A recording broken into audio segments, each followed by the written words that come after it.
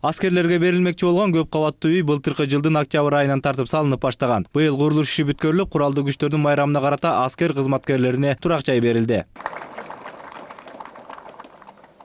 Үйдү бүтүрүүгө бардыгы болуп 66 миллион сом сарпталды. Эске салсак, жагын конуштун ордуна мындан 1 жыл мурун 2 кабаттуу үй турган. Тургундардын айтымында, кимдир бирөөнүн шалакылыгынан көп кабаттуу үйдө өрт чыгып, өчүрүүгө мүмкүн болбой күйүп кеткен. Андан улам учурдагы жогорку кеңештин депутаты Исмаил Исаков жаңы курулушту баштоо маселесин көтөргөн.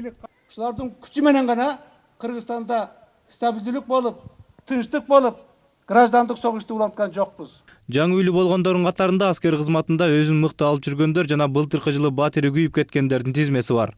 Аскер кызматкерлеринин социалдык абалын жакшыртууда Кыргыз Республикасынын президенти Роза Отунбаева мына бүгүн 5 күнгөйдө 50 квартиралуу бөлмөнүн ачкычын тапшырды.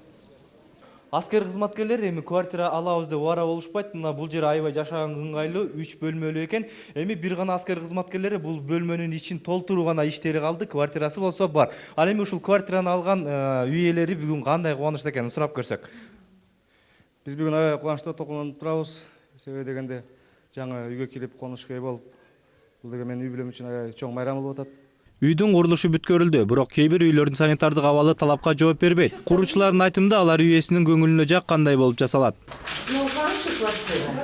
Здесь двухкомнатная квартира. Өлкө башчысы аскердик госпиталдын абалы менен дагы таанышты. Бул госпиталда учурда ар кайсы аскер бөлүктөрүнөн келген 40тан ашуун уландар дарыланууда.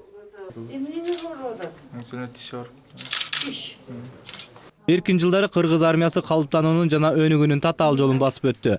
1999-2000 жылдары биз бүткүл дүйнөгө өзүбүздүн эгемен өлкөбүздүн, аскер коопсуздугун жана мамлекетибиздин эгемендигин ишенимдүү коргой ала тургандыгыбызды далилдей алдык деп билдирди өлкө башчысы. Анын айтымында, учурда армияны реформалоо иштери жүрүп жатат. Аскердик реформалоо алкагында КМШ өлкөлөрүнүн бириккен асман чабуулунан коргонуу системасынын алкагында аскер бөлүгү түзүлдү. Мындай кадамдар Кыргызстандын бардык аймагында каралып, кемчиликтерди оңдоого бар күчүбүздү жумшайбыз деп билдирди. Кошумча айтсак, майрамдык иш-чарада ишине жоопкерчиликтүү кызматкерлерге эрдик даңк медалдары тапшырылды.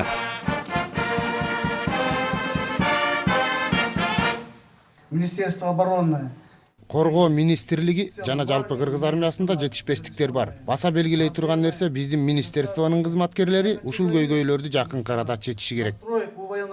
Кыргыз армиясы совет бийлигинен бөлүнгөндөн бери өз алдынча, бирок дагы деле атайын аскерлерге арналган кыргызча музыкасы жок. Улуу ата мекендик согуш учурундагы орус музыкаларын колдонуп жүрөбүз. Биз өзүбүздүн аскер музыкабызды ойлоп чыгышыбыз керек деп белгилейт өлкө башчысы.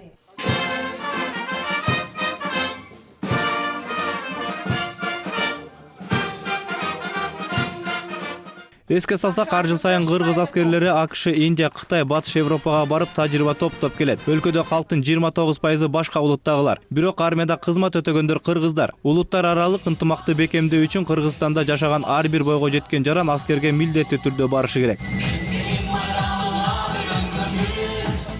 Талайбек Илипаев, Жолдош Кырсалиев, Күндөлүк.